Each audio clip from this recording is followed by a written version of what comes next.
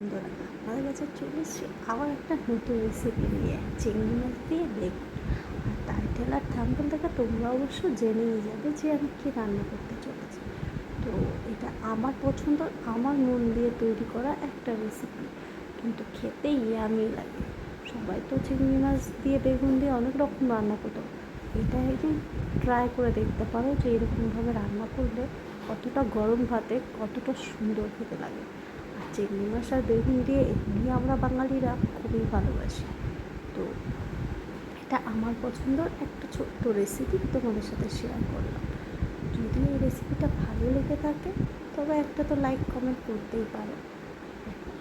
তো তোমরা কিন্তু কমেন্ট বক্সে জানাতে বলবে না রেসিপিটা কেমন লাগলো। আর তোমরা যদি বাড়িতে বানিয়ে থাকো আমার মতন রেসিপি, তবে অবশ্য সেটাও আমাকে কমেন্টে জানিও। আর তোমরা কীরকমভাবে রান্না করো সেটা কিন্তু জানাতে ভুলবে না। আর আমি এটা রান্না করি এরকমভাবে, আর আমি চিংড়ি মাছ আনলে বেশিরভাগ চিংড়ি মাছ আমি এরকমভাবে খাই।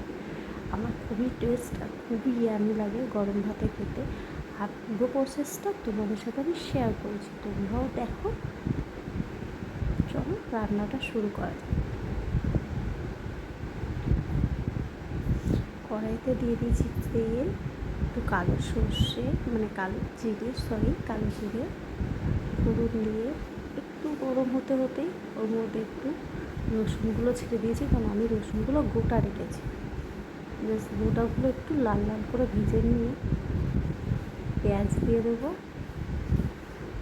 দেখো লাল লাল ভাজা হয়ে গেছে, তো পেঁয়াজ দিয়ে দেবে।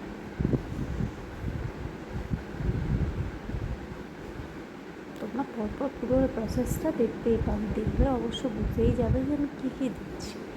তো ওই জন্য আমি আর মুখ দিয়ে বললাম না, চলো তোমরা এবার দেখে নাও রান্নাটা।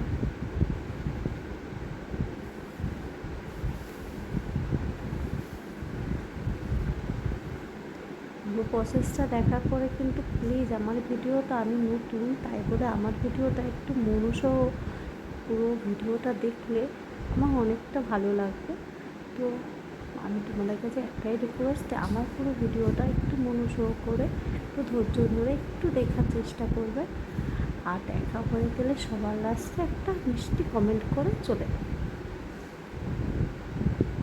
তো পুরো কমপ্লিট ভিডিওটা দেখো।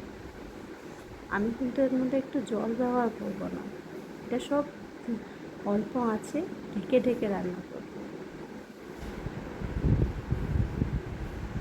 তো ঢাকনা খোলার পরে কত সুন্দর লাগে, দেখেছ তেলটা কীরকম বেরোলো। তোমাদের সামনেও দেখিয়েছো যে কতটুকু পরিমাণে তেল দিয়েছি আমি, সেই পরিমাণে এতটা তেল দিয়েছি। আর আমি বিনা জল ছাড়া এরকম রান্না করেছি। খেতে ইয়ামি লাগে, খুবই ইয়ামি লাগে। তোমরা কিন্তু পারলে একবার ট্রাই করো।